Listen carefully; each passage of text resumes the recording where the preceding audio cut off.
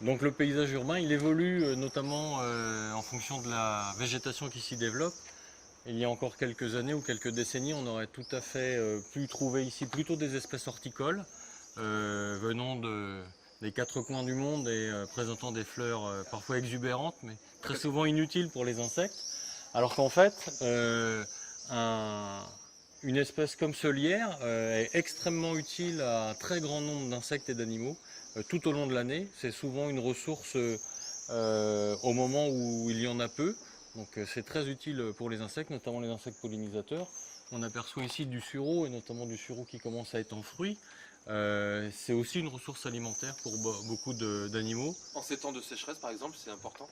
Oui, bien sûr, la ressource alimentaire, c'est des baies qui contribuent à la réhydratation des espèces. Donc oui, oui, c'est extrêmement important en cette période de forte chaleur.